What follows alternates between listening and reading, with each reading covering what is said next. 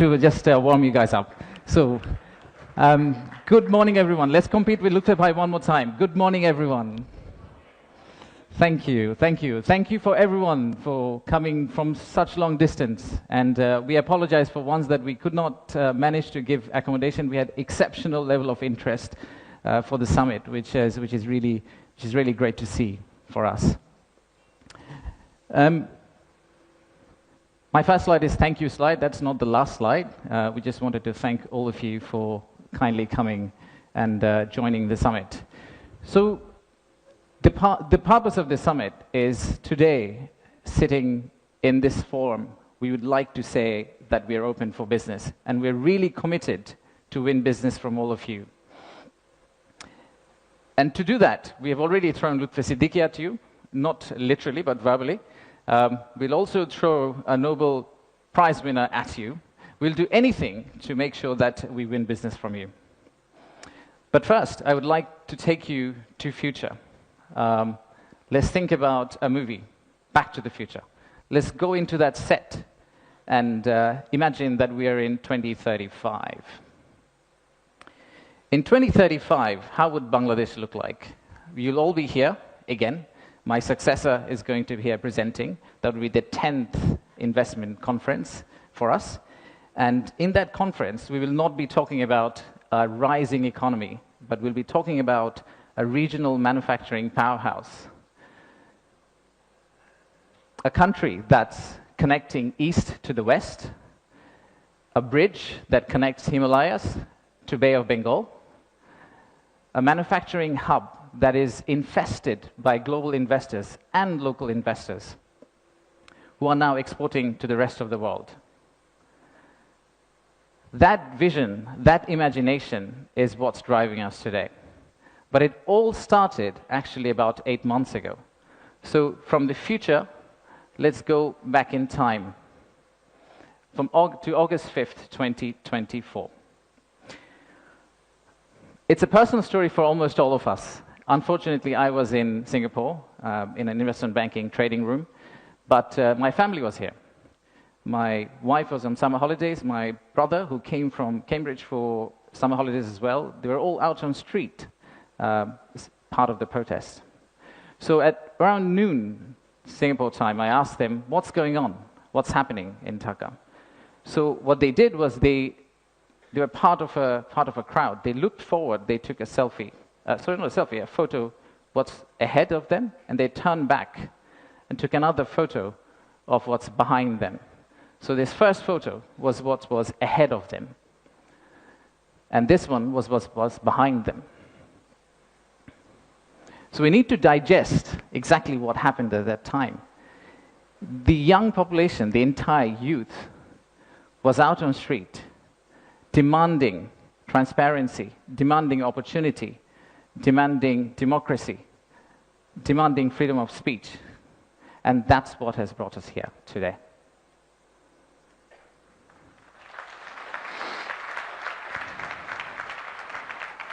So today, the expectations are very high. The young population of our country, they're global. Unlike us, they're used to tweeting, they're used to looking at TikTok and looking at Singapore and Bangkok. So they don't want Dhaka to be Dhaka 2.0. They actually want Dhaka to become Singapore and Bangkok in 5-10 years' time. So how do we get there? That's the expectation we have. How do we get to Singapore and Bangkok within 5-10 years? How do we unlock the energy that we got during the August Revolution? How do we harness that energy and convert it into employment generation and industrialization? The story for Bangladesh was always there. A lot of you already know about it. We have 180 million domestic market. We have a young population. Almost half of it is less than 25 years old. The middle and affluent class is about 35 million people, which is as big as the Malaysian total population. We have many, many other factors that has led to where we are today. And actually, I must say that there are companies who have been here for more than 100 years and have made exceptional returns compared to the global markets. So if you look at some of these companies who have actually operated in Bangladesh for a long, long time, the returns they have got in Bangladesh is actually significantly higher than the global average. And today, we also have a fantastic news that one of our own startups called ShopUp, the news came out about an hour ago in Bloomberg that the Saudi sovereign PIF, their investment arm called Sanabil Investments, they have actually co-led a round of $110 million US, along with Peter Thiel's Valor Ventures, to invest in one of our own startup to go global. So let's give a big round of applause to ShopUp.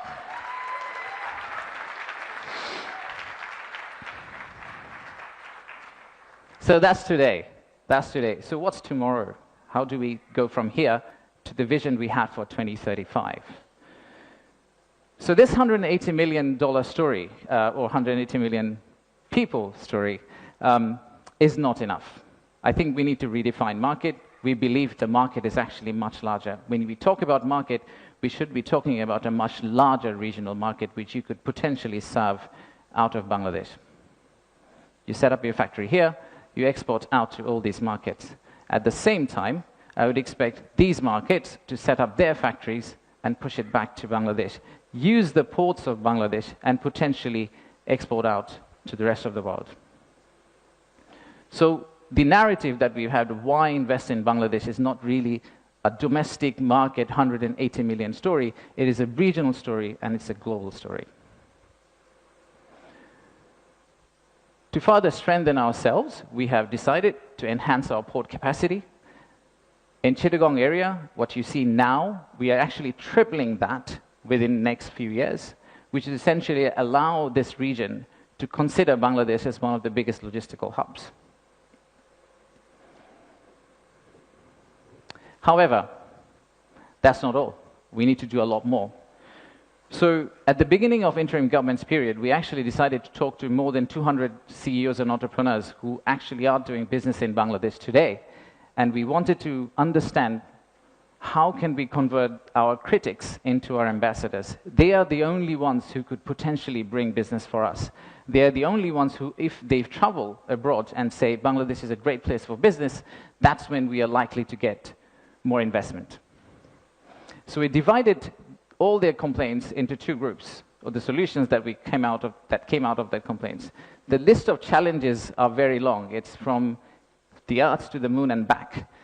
But we whittled it down to a few action items, some of which are short-term wins, so some of that you see here, some of which are actually long-term policy reforms that we would like to also undertake and set the direction of travel for the country in the right course so that the incoming government, the next government, the political parties who come and start driving this economy, they can follow the same script for us. I'll give you a few examples. Let's start with, we talked about a true one-stop service. There are two elements of one-stop service. The first one is the human element, and then there is a digital element. In the human element piece, what we have decided to do is we are going to co-locate the primary agencies, the high touchpoint agencies for our investors in one location. So that instead of the investors walking around different ministries, and we have a lot of them in Bangladesh, they all come to one office and they end up meeting everyone. We've also decided, like banks, and I am from banking, I guess that helped, that we are going to set up a relationship management team under BIDA. What it would essentially do is, just like a corporate banking, relationship banking manager, he would hold hand of the investor and walk them around the landing process. Let's take another example. Our friends in National Board of Revenue helped us set up the authorized economic operator. It's essentially the green channel, or widely known as the green channel setup, where if you're a good customer, you are able to circumvent some of the custom checks and fast-track your process through the ports. That has been picked up as one of the biggest challenges that we have, the time it takes to go from your factory all the way to your customer.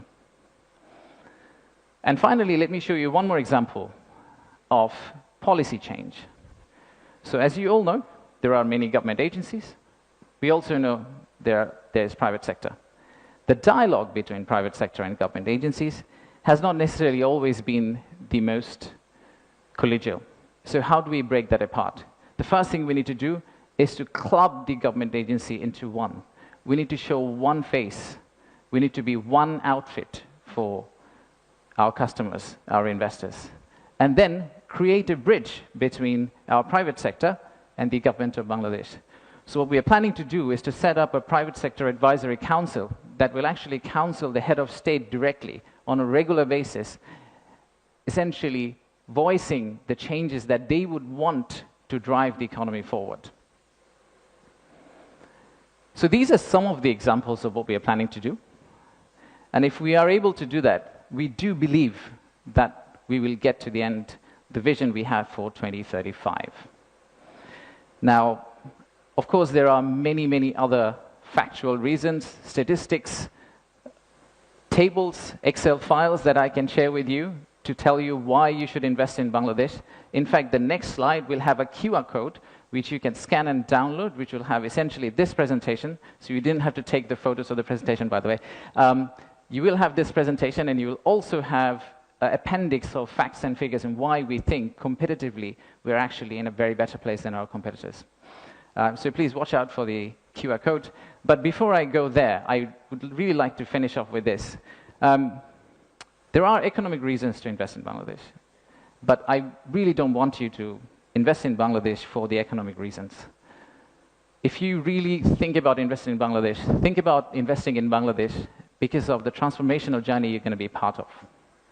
For the odd mixture of warmth and resilience our people have, and our century-old culture paired with the shared values that we have with you. So I rest my case here. Thank you very much for coming, and enjoy the rest of the day. Thank you all.